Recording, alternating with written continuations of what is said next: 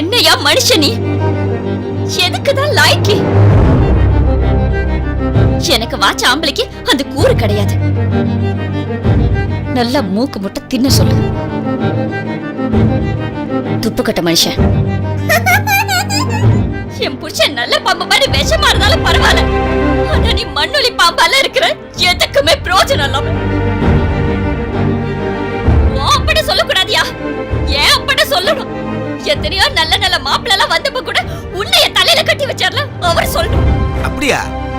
AC mechanic, அதுல என்ன காசு கிடைக்கும்? ஏன்பா எப்ப பார்த்தாலும் அம்மாட்ட திட்டு வாங்கிட்டே இருக்க? அம்மா சொன்னது உண்மைதானே?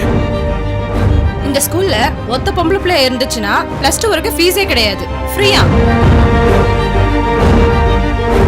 ஐயா ராசா, தர்ம பிரபு, முடியுமா?